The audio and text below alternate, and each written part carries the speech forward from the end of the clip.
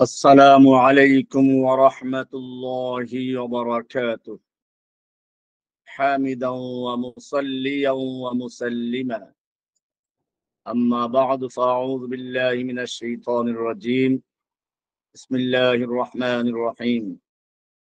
عن أبي ذر جندب بن جنادة وأبي عبد الرحمن معاذ بن جبل رضي الله تعالى عنهما عن رسول الله صلى الله عليه وسلم قال: اتق الله حيثما كنت وأتبع السيئة الحسنة تمحها وخالق الناس بخلق حسن.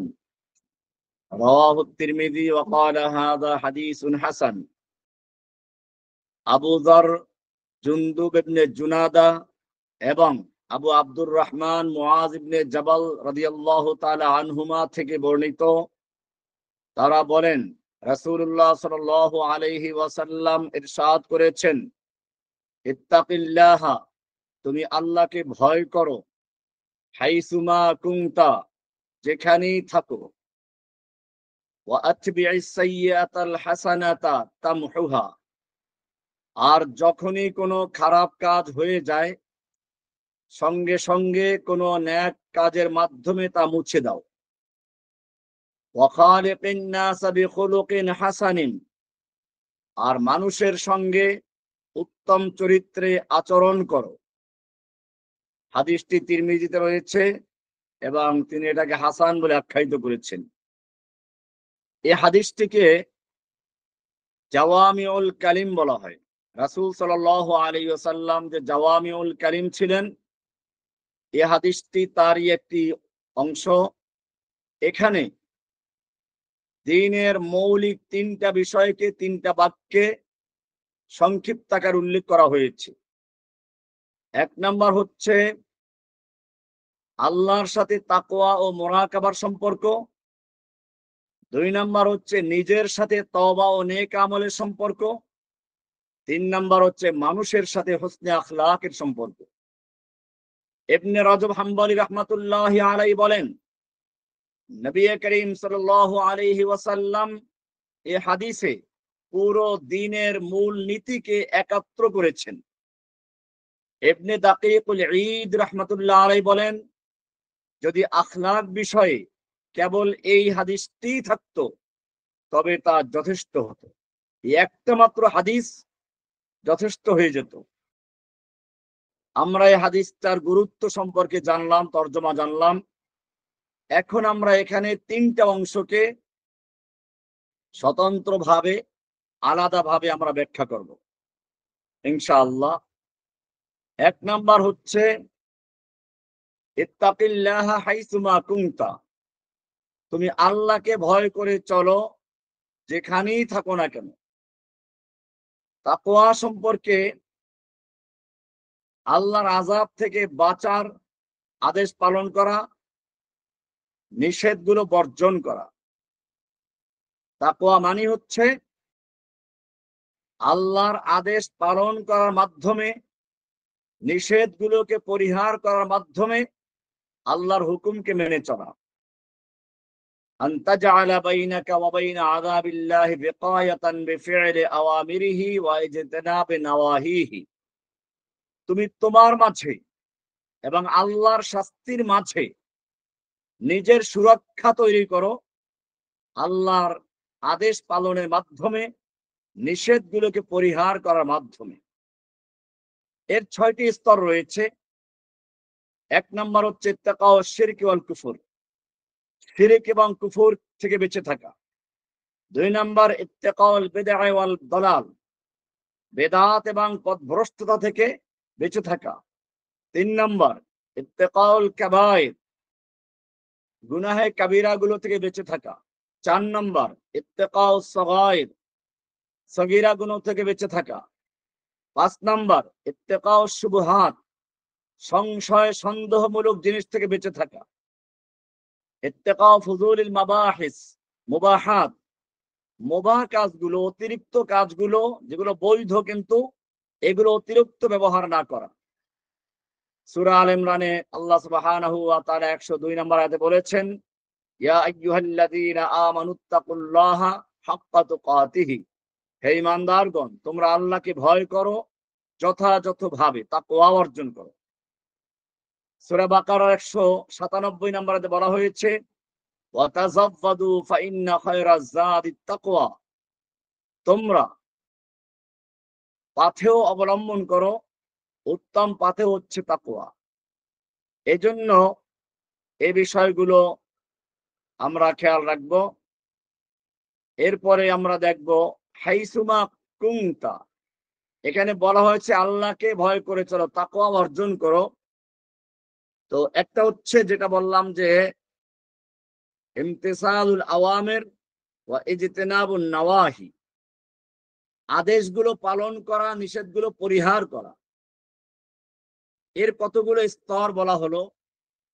মূলত তাকওয়ার হাকিকত, তাকওয়ার প্রকৃতি হচ্ছে দামা ইউরিবুকা ইলা মা লা ইউরিবুক, সংশয় মুক্ত যুক্ত জিনিস বর্জন করে সংশয় মুক্ত জিনিসকে গ্রহণ করা। যেটার মধ্যে সন্দেহ আছে, যেটার মধ্যে সংশয় আছে, সেগুলো বর্জন করা। ইবনে ওমর রাদিয়াল্লাহু তাআলা আনহু বলছেন লা ইয়াবলুগু হাকিকাতাত তাকওয়া, লা ইয়াবলুগুল আবদু হাকিকাতাত তাকওয়া, কোন বান্দা তাকওয়ার প্রকৃতি বা বাস্তবতা বা চূড়ান্তে উপনীত হতে পারে না হাত্তা ইয়াদা মা হাকা বিসদর, তার সিনার মধ্যে যা সংশয় তৈরি করে, খটকা তৈরি করে, সেগুলো বর্জন না করা পর্যন্ত একজন লোক প্রকৃত তাকওয়া অর্জন করতে পারে না। এর উপরে আমরা বিস্তারিত আলোচনা শুরুর দিকে কোন একটা হাদিসে করেছিলাম, ওখান থেকে বিষয়গুলো শুনে নেওয়া যেতে পারে। তাকওয়া মানে হচ্ছে সতর্ক থাকা, তাকওয়া মানে হচ্ছে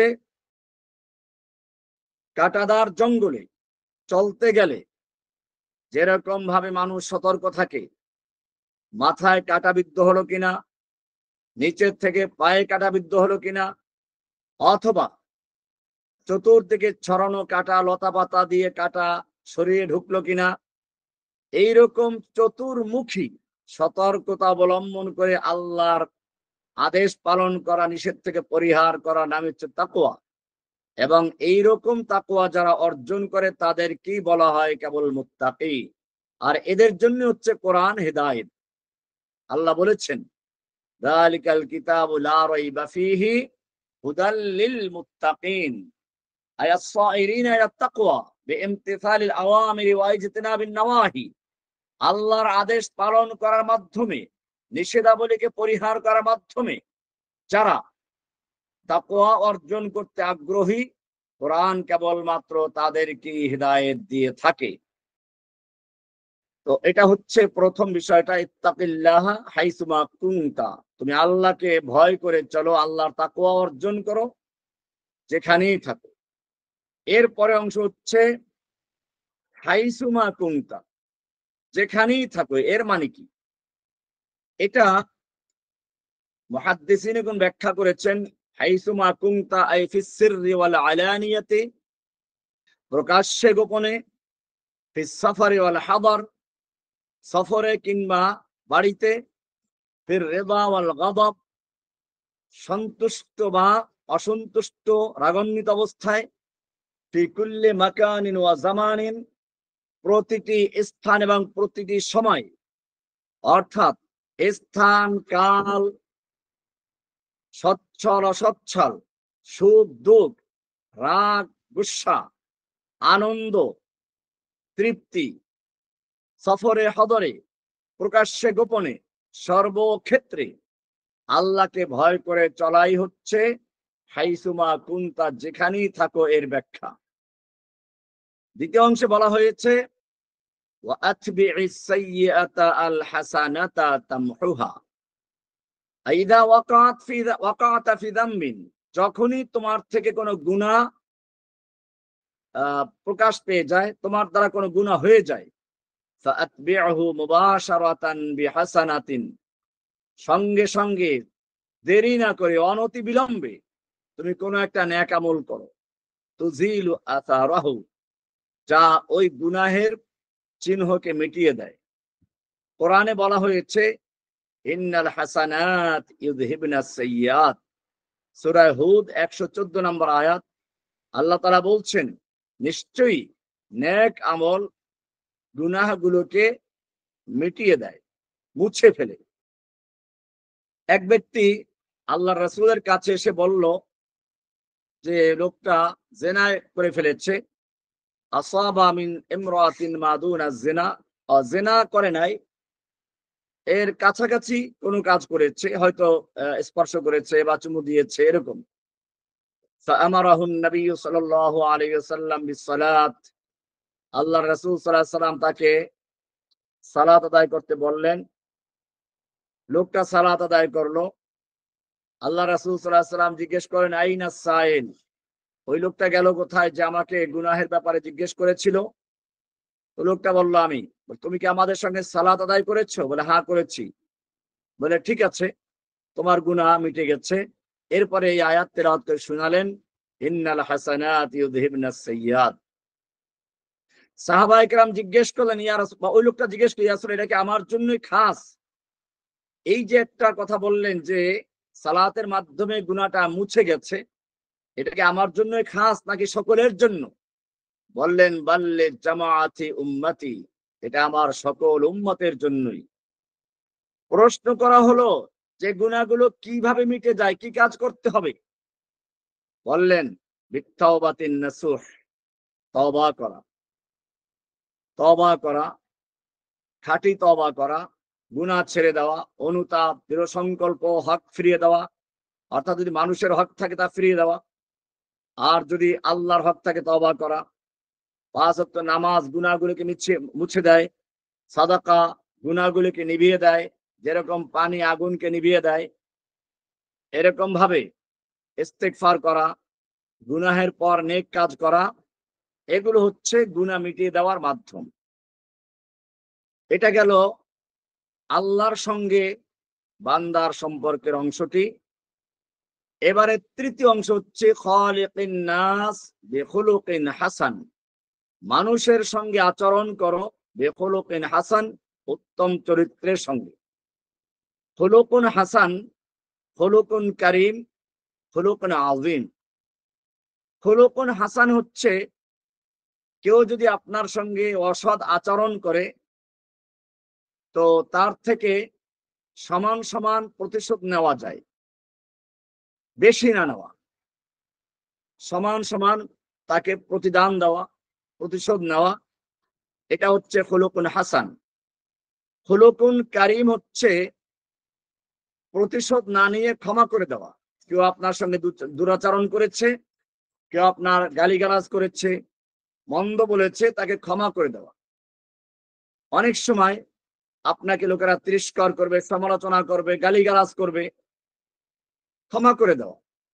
আলী রাদিয়াল্লাহু তাআলা আনহু একটা প্রসিদ্ধ কবিতা বলেছেন, আমার এই কবিতাটা অনেক উপকার করেছে, আপনাদের উদ্দেশ্য বলছি। ওয়ালাকাদ আমুররু আলাল লাঈম ইয়াসুব্বুনি, ওয়ালাকাদ আমুররু আলাল লাঈম ইয়াসুব্বুনি ফামাদাইতু সাম্মা ওয়া কুলতু লা ইয়ানিনি।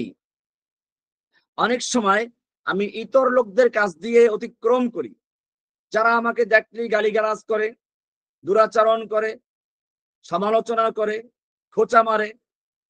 আমি সেখান থেকে আস্তে করে চুপচাপ মাথা নিচু করে চলে যাই, আর নিজেকে মনে মনে বলি ওটা আমাকে বলছে না, অন্য কাউকে বলছে। ওয়ালাকাদ আমুররু আলাল লাঈম, লাঈম হচ্ছে ইতর, যারা দুশ্চরিত্র, দুষ্ট লোক। কিছু লোকের কাজই হচ্ছে মানুষের দোষ ধরা, কথায় কথায় মানুষের সমালোচনা করা। এটা মনে রাখবেন, আপনি যদি কারো দিকে একটা আঙ্গুল তাক করেন, আপনার দিকে 3টা আঙ্গুল ফিরে আছে। অর্থাৎ আপনি যদি কারো একটা দোষ খুঁজে বের করেন, মানুষ আপনার কমপক্ষে 3টা দোষ খুঁজে বের করবে। সে কারণে এটা আমাদের জন্য খুবই গুরুত্বপূর্ণ। আবু বকর রাদিয়াল্লাহু তাআলা আনহু একবার একজন লোকের সঙ্গে তার তর্ক হচ্ছিল। লোকটা তার সঙ্গে দুরাচরণ করছিল, গালিগালাজ করছিল। তিনি কোনো উত্তর দিচ্ছিলেন না। আল্লাহ রাসূল সাল্লাল্লাহু আলাইহি সাল্লাম দূরের থেকে দেখে মুচকি মুচকি হাসছিলেন। এক পর্যায়ে আবু বকর রাদিয়াল্লাহু তাআলা আনহু উত্তর দিলেন। আল্লাহর রাসূল সাল্লাল্লাহু আলাইহি সাল্লাম মুখটা মলিন করে চলে গেলেন। আবু বকর রাদিয়াল্লাহু তাআলা আনহু পরবর্তীতে আল্লাহ রাসূলকে জিজ্ঞেস করলেন, আমাকে ওই লোকটা যখন গালিগালাজ করছিল, গালমন্দ করছিল, আপনি তখন দূরে দাঁড়িয়ে দেখছিলেন আর মুচকি হাসছিলেন। আমি যখন উত্তর দিলাম আপনি কেন চলে গেলেন? আল্লাহ রাসূল সাল্লাল্লাহু আলাইহি সাল্লাম বলেন, আবু বকর, যতক্ষণ পর্যন্ত ওই লোকটা তোমাকে গালমন্দ করছিল আর তুমি খামোশ ছিলে, ততক্ষণ পর্যন্ত আল্লাহ তাআলা তোমার পক্ষ থেকে উত্তর দেওয়ার জন্য একজন ফেরেশতা নিয়োগ করে দিয়েছিলেন।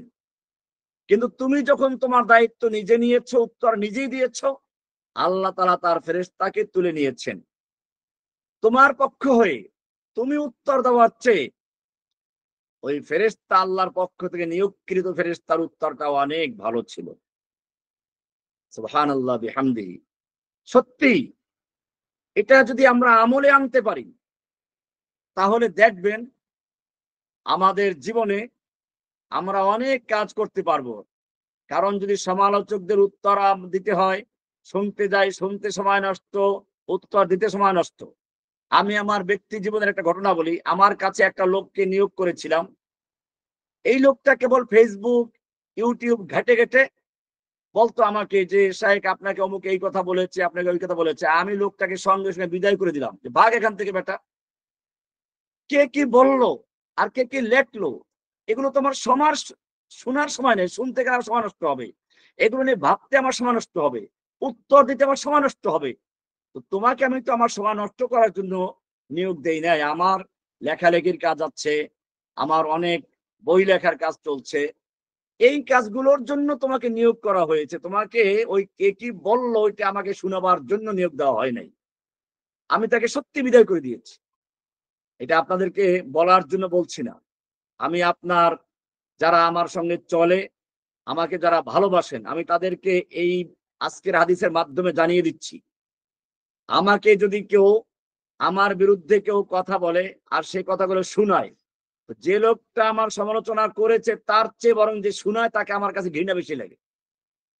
কারণ এই লোকটা, যে লোকটা আমার পিছনে সমালোচনা করছে, সে তো আমাকে শুনিয়ে বলছে না, আমার সময় নষ্ট করছে না, আমার কোনো ক্ষতিও করছে না।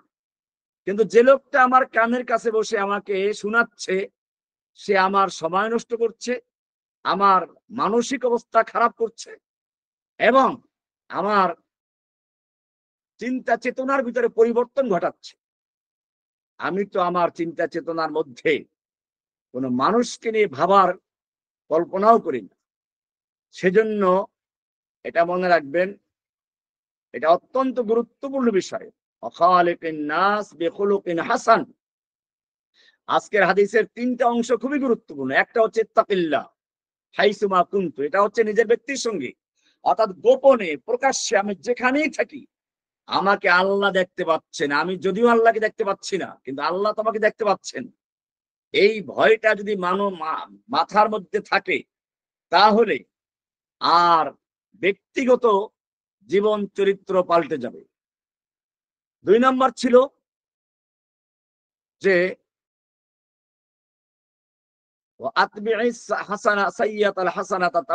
যেটা আল্লাহর সাথে সম্পর্ক, অর্থাৎ যদি আল্লাহর হুকুমের কোনো পালন করতে ঘাটতি হয়ে যায়, সঙ্গে সঙ্গে একটা নেক আমল করে তার কাফফারা করা। এটা খুব গুরুত্বপূর্ণ। কিয়ামতের মাঠে যদি আপনার নেক আমল নামায় একটা গুনাহ যদি তওবার কারণে কাটাও হয় আর সেখানে কাটা দাগ থেকে যায়, তাহলে কিন্তু লজ্জার কারণ। আল্লাহ তাআলা আমাদেরকে লজ্জা দিতে চান না। সেজন্য ওই জায়গাটায় কাটা দাগ থাকে না, বরং ওটাকে নেকের দ্বারা পরিবর্তন করে দেন, বদলাই দেন।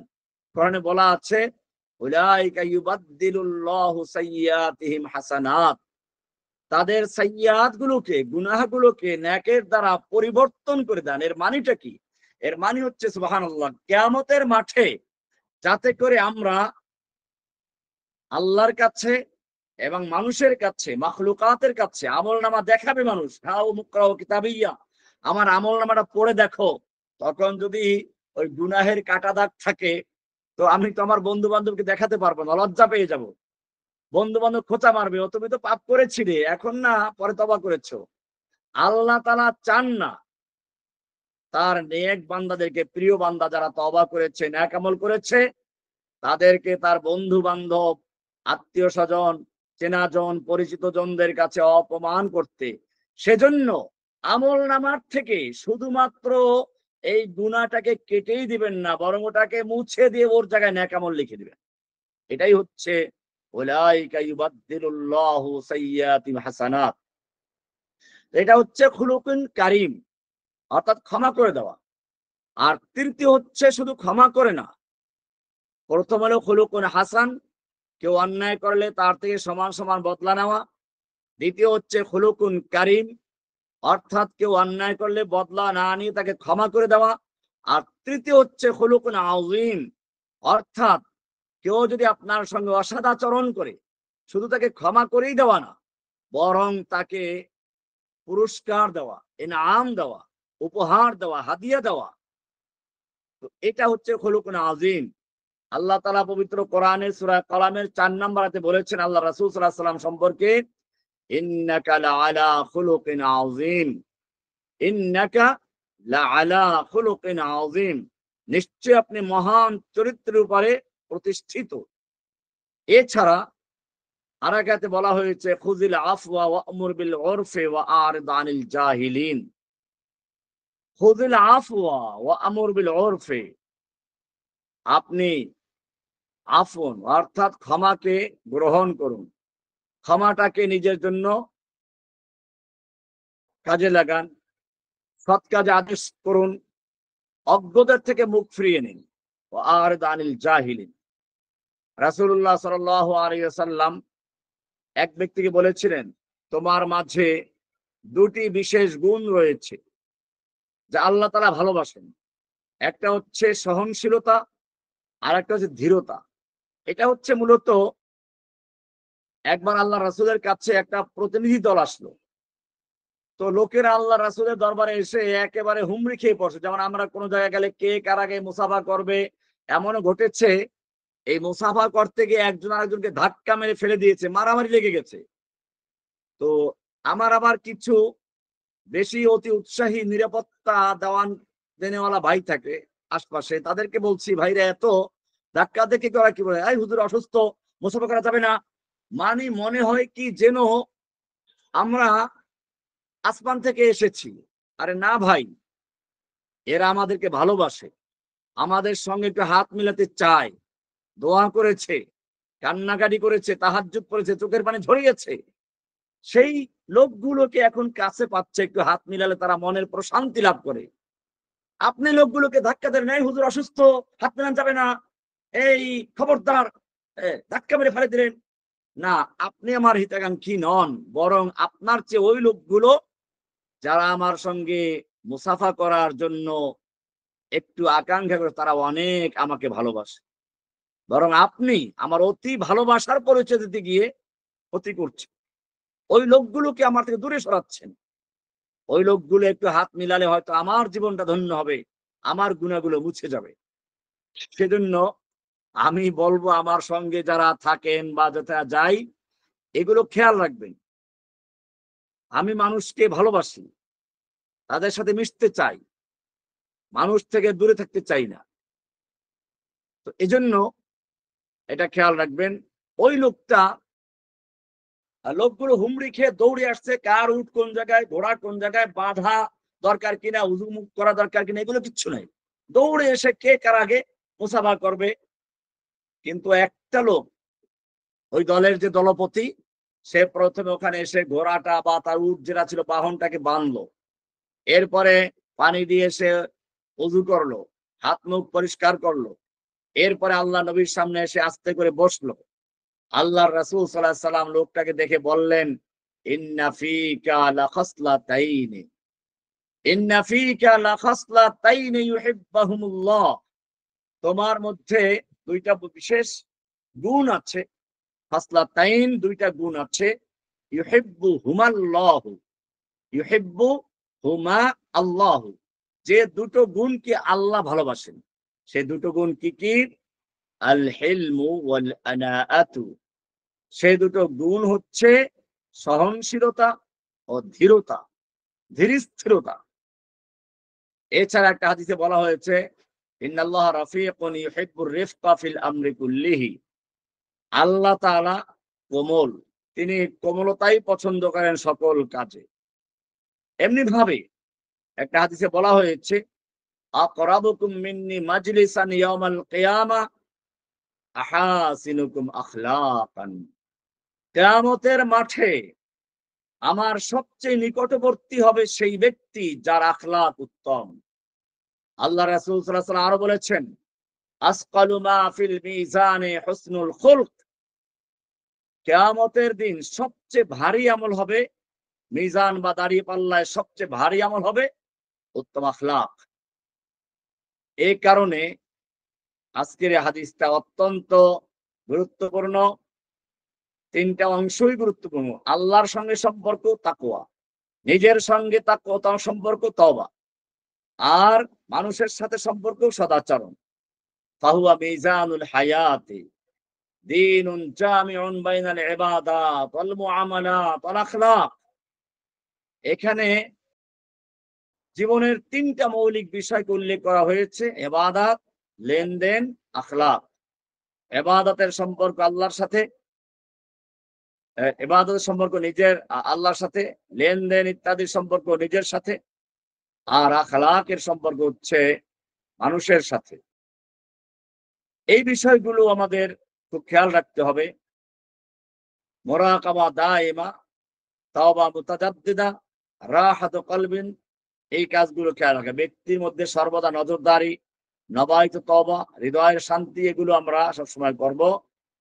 এরপরে মানুষের সাথে মাওয়াদ্দাতুন ওয়া রাহমা, তাকলিলুল খিসাম, দারসুত তারবিয়াতিস সালিহা আলাল উসরা। পরিবারে ভালোবাসা দেওয়া, ভালোবাসা, দয়া, এগুলো করা, ঝগড়া কমে যাওয়া, সৎ শিক্ষা বিস্তার করা। এরকম ভাবে সিকাতুন ওয়া তাআবুন, ইজালাতুল বাগদা, জাআলুল উম্মতে কুদওয়া আলাল মুজতামা। সমাজে আস্থা ও সহযোগিতা, বিদ্বেষ দূরীকরণ, উম্মাহকে আদর্শে পরিণত করা, এগুলো হচ্ছে উত্তম কাজ। ফামান জাআলাহু শিআরান লাহু আশা সাঈদান ওয়া মাতা হামিদান ওয়া বুইসা ইয়াওমাল কিয়ামাতি মা'আন নাবিয়্যিন ওয়াস সিদ্দিকিন ওয়াশ শুহাদা'i ওয়াস সালিহিন।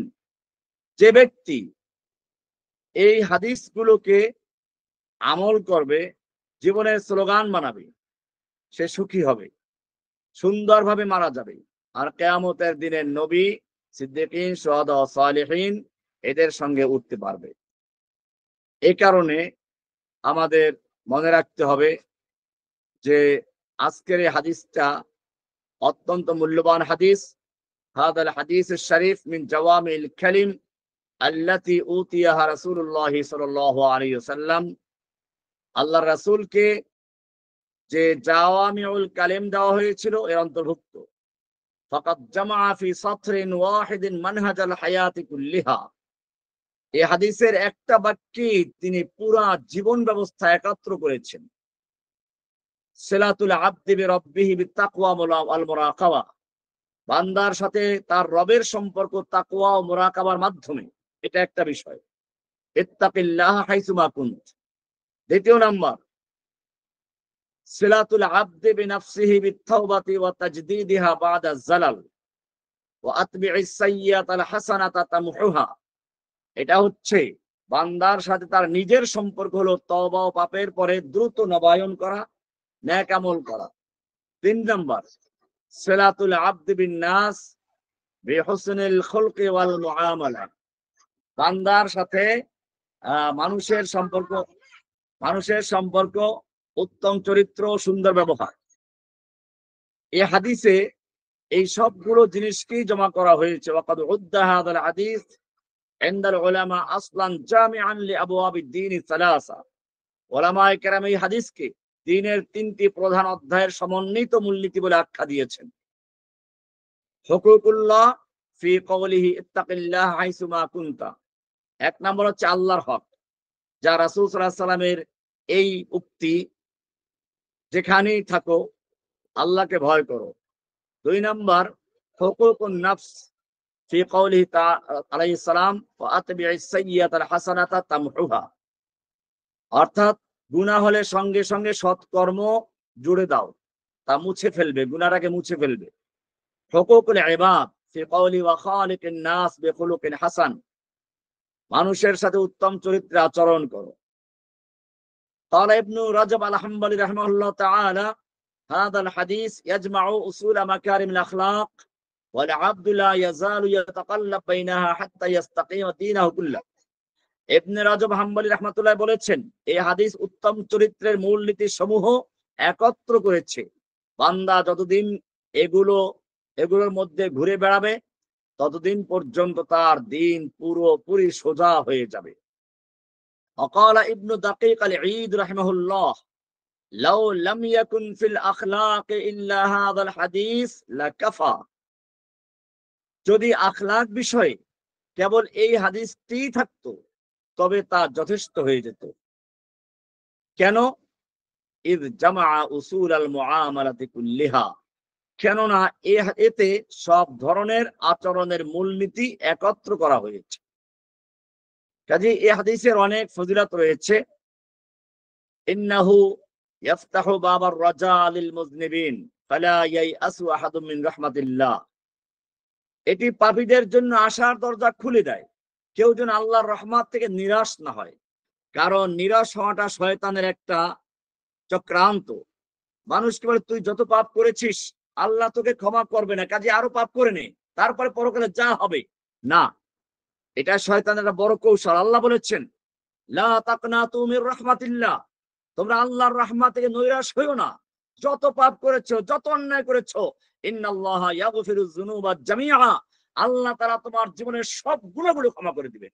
শুধু এটাই না, আল্লাহ বলছেন ওয়াকালা রাব্বুকুম উদউনি আস্তাজিব লাকুম, তোমাদের রব ঘোষণা করছেন উদউনি আস্তাজিব লাকুম, আমাকে ডাক দাও, আমি তোমাদের ডাকে সাড়া দিব। আস্তাজিব লাকুম, আমি তোমাদের ডাকে সাড়া দিব। কোরআনে আরো এক আয়াতে বলা হয়েছে ওয়াইদা সাআলাকা ইবাদি আন্নী ফাইন্নী করিব, আপনাকে যখন আমার বান্দারা আমার সম্পর্কে জিজ্ঞেস করে আমি কোথায় আছি, তার ডাক শুনে কিনা, আল্লাহ বলছেন কুল, আপনি বলেন, এই কথা বলেন নাই, বলছে ফাইন্নী করিব, আমি তো বান্দার কাছে রয়েছি। উজিবু দাওয়াতাদ দাঈ ইযা দাআনি, আমি বান্দার ডাকে সাড়া দেই যখন সে ডাক দেয়। তার মানে সাড়া দেই আগে, ডাক দেয় পরে, যেন ডাক দেওয়ার আগে আমি সাড়া দিতে হাজির আছি। এজন্য উজিবু দাওয়াতাদ দাঈ ইযা দাআনি জাযা মুকদ্দম করা হয়েছে, শর্তকে মুআক্খার করা হয়েছে। শুধু এটাই না, আল্লাহ সুবহানাহু ওয়া তাআলা কোরআনে পরিষ্কার জানিয়ে দিলেন, আজকের আলোচনায় আসলো যে যখনই তুমি নেক আমল গুনাহ করে ফেলো, সঙ্গে সঙ্গে একটা নেক আমল করো, গুনাহটা মুছে তার জায়গায় নেক আমল চলে আসবে। এরপরে আসছে যে ইন্নাহু ইউরসিমু তারিকান নাজাত ফিদ দুনিয়া ওয়াল আখিরাহ মুরাকাবাতান তাওবাতান আখলাক, এটি দুনিয়া আখিরাতের মুক্তির পথ এঁকে দেয়, তাকওয়া, তওবা, আখলাক। এরপরে এই হাদিস ইন্নাহু মিনাল আহাদিস আল্লাতী তাসলুহু আন তাকুনা ওসিয়াতান জামিআতান ওয়াকাদ কানা নবী সাল্লাল্লাহু আলাইহি ওয়াসাল্লাম ইউসি বিহা আসহাবা, এটি এমন একটি হাদিস যা একটি সার্বিক ওসিয়ত হিসেবে যথেষ্ট। অনেকে উপদেশ চায়, আমাকে একটু নসিহা দিন, উপদেশ দিন, এই একটা হাদিস উপদেশের জন্য যথেষ্ট। নবী সাল্লাল্লাহু আলাইহি ওয়াসাল্লাম সাহাবাদেরকে এভাবেই ওসিয়ত করতেন। ইন্নাহু হাদিসুন কাসীরুল লফজ আযীমুল মানা, এই হাদিসটি সংক্ষিপ্ত বর্ণনার দিক থেকে, কিন্তু মানার দিক থেকে, অর্থের দিক থেকে, তাৎপর্যের দিক থেকে হাদিসটি অনেক গভীর। ইয়াসলুহু আন ইয়াকুনা শিআরান লিল উম্মাহ ফি কুল্লি জামানিন ওয়া মাকান, যা যুগে যুগে ও সর্বত্র উম্মাহর স্লোগান হতে পারে, শিআর হতে পারে। সুতরাং আজকে আমাদের মনে রাখতে হবে, আমরা যে হাদিসকে নিয়ে আজকে আলোচনা করলাম, এই হাদিসটি অত্যন্ত একটা তাৎপর্যপূর্ণ হাদিস, একটা গুরুত্বপূর্ণ হাদিস। আমাদেরকে সেজন্য এই হাদিস বা আমল করা এবং এর তাৎপর্য বুঝা। আল্লাহ সুবহানাহু ওয়া তাআলা আমাদের সকলকে বিষয়গুলোকে বুঝার এবং আমল করার তৌফিক দান করুন, আমিন। ওয়া সাল্লাল্লাহু তাআলা আলা নবিয়িনা মুহাম্মদ ওয়া আলা আলিহি ওয়া সাহবিহি আজমাইন। ও এখানে একটা কথা রয়ে গেছে যে আমরা এখন ওই যে খুলুকুন হাসান, নেক কাজগুলো কেমনে, সেক্ষেত্রে একটু কথা আছে এখানে। মুখের কথা আছে, মুআমালাতের বিষয় আছে। তো সেটা হলো জিহবার আখলাক হচ্ছে সত্যবাদিতা, সুন্দর কথা, গীবাত থেকে বিরত থাকা, অযথা তর্ক কমানো। 2, লেনদেনের আখলাক হচ্ছে আমানতদারি, ওয়াদা পূরণ করা, ন্যায় বিচার করা, ইনসাফ করা। 3, বিপদের আখলাক হচ্ছে সহনশীলতা, ধীরতা, ক্ষমতা থাকা সত্ত্বেও ক্ষমা করা, ক্ষমতা থাকা সত্ত্বেও ক্ষমা করা। 4, পারিবারিক আখলাক হচ্ছে বাবা মায়ের খেদমত করা, আত্মীয়তার সম্পর্ক বজায় রাখা, প্রতিবেশী ও অতিথিকে সম্মান করা। 5, নেতৃত্বের আখলাক হচ্ছে প্রজাদের প্রতি দয়া, দুর্বল ছাড়া কোমলতা, সহিংসতা ছাড়া দৃঢ়তা। এগুলো হচ্ছে আমাদের হুসনে আখলাক, যেগুলো আমাদের জন্য জরুরি। হুসনে আখলাকের দ্বারা লাভ কি? হুসনে আখলাক ঈমানকে পূর্ণতা দেয়। হুসনে আখলাক অন্তরকে একাত্র করে, ভালোবাসা সৃষ্টি করে, শত্রুতা নিভিয়ে দেয়, শত্রুকে বন্ধুত্বে রূপান্তর করে, দাওয়াতের দরজা খুলে দেয়, ইসলামের সৌন্দর্য মানুষের চোখে ফুটিয়ে তোলে। এটি কিয়ামতের দিনে বান্দার আমলের পাল্লায় সবচেয়ে ভারী হবে। ব্যক্তিগতভাবে হৃদয়ে প্রশান্তি ও অন্তরে শান্তি দেয়, মানুষকে আল্লাহর ও মানুষের প্রিয় বানায়, পরিবারে ভালোবাসা ও দয়া ছড়িয়ে দেয়, তালাক ও বিবাদ কমিয়ে আনে, সমাজে আস্থা ও সহযোগিতা গড়ে তোলে, অপরাধ ও বিপদ কমিয়ে আনে। এগুলো হচ্ছে এই সদাচরণ যেগুলো বলা হলো এর লাভ। তো আমরা আজকে এতটুকু আলোচনা করলাম। যদি এই হাদিসের উপরে কারো কোনো গুরুত্বপূর্ণ প্রশ্ন থাকে তাহলে করবেন। আর আগেই আমি বলে দেই, এই আমার সাথে এখানে গল্প করার জন্য না, মূলত আমার এই সময়টা অনেক গুরুত্বপূর্ণ। অনেক পড়াশোনা করতে হয় রাতে, কাজ আছে কিছু। তো এজন্য অত্যন্ত গুরুত্বপূর্ণ যেগুলো এই হাদিসের সাথে সংশ্লিষ্ট সেই প্রশ্নগুলো করবেন। অতি সংক্ষেপে আমি চেষ্টা করব উত্তর দেওয়ার জন্য। আল্লাহ সুবহানাহু ওয়া তাআলা আমাদের সকলকে হাদিসের উপর আমল করার তৌফিক দান করেন, আমাকে, আপনাকে এবং যারা শুনলেন সকলকে আল্লাহ যেন আমল করার তৌফিক দান করেন। জি।